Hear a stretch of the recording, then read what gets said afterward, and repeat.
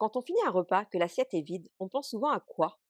Au reste, à la vaisselle. Mais si le véritable héritage d'un repas était tout autre chose? Aujourd'hui, on va explorer ce qui se passe vraiment dans le corps à la fin du repas. Et la réponse, vous allez voir, est bien plus fascinante qu'une simple histoire de digestion. Alors posons la question directe. Une fois que l'assiette est vide et que la digestion commence, que devient ce repas? La plupart du temps, on pense en termes de ce qui est laissé derrière. Et si on changeait complètement de perspective? Ok, rentrons dans le vif du sujet. Oublions cette idée de résidus, de simples déchets. La vraie question, ce n'est pas ce qui reste, mais ce que le corps fait de ce qu'on a mangé.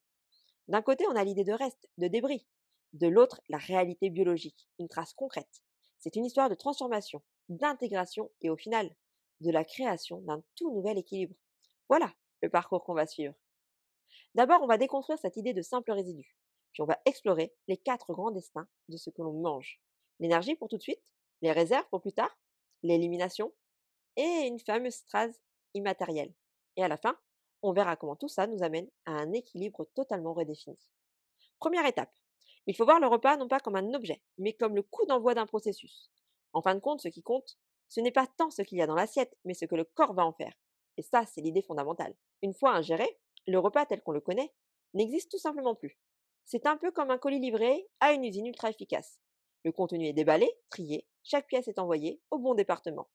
Le colis d'origine a disparu, mais chacun de ses composants a trouvé une nouvelle fonction. Bon, alors où va la première partie des éléments de ce colis? Eh bien, elle est utilisée sur le champ. C'est le carburant qui fait tourner la machine là, maintenant. L'énergie pour l'instant présent. Ce qui est vraiment intéressant ici, c'est de voir à quel point tout est spécialisé. Les glucides sont le carburant principal pour l'énergie immédiate, tandis que les lipides et les protéines ont aussi des rôles spécifiques dans l'énergie et la construction cellulaire. Les acides aminés, qui viennent des protéines, ce sont les briques de construction pour réparer et renouveler nos tissus. Et les lipides, eux, sont super polyvalents. Ils construisent nos cellules, fabriquent des hormones. Bref, chaque nutriment a une mission immédiate bien précise. Mais attention, ce n'est pas du tout une chaîne de montage rigide. Le corps, c'est un manager incroyablement réactif. Il adapte l'utilisation de ces nutriments en temps réel. On a besoin d'un coup de boost pour faire du sport ou de matériaux pour réparer un muscle. L'allocation des ressources change constamment. Évidemment, tout n'est pas utilisé immédiatement. Une partie des composants est mise de côté. Mais là, il faut vraiment oublier l'image des restes qu'on laisse au fond du frigo.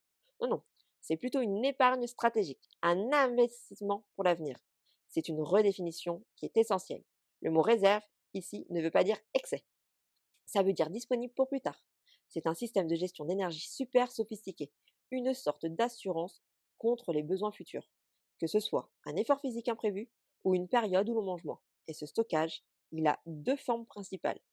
Le glycogène, dans les muscles et le foie, c'est notre compte courant d'énergie, facile d'accès pour les besoins rapides. Et puis les lipides, dans les tissus adipeux. Ça, c'est notre plan d'épargne à long terme pour les besoins plus importants et qui durent.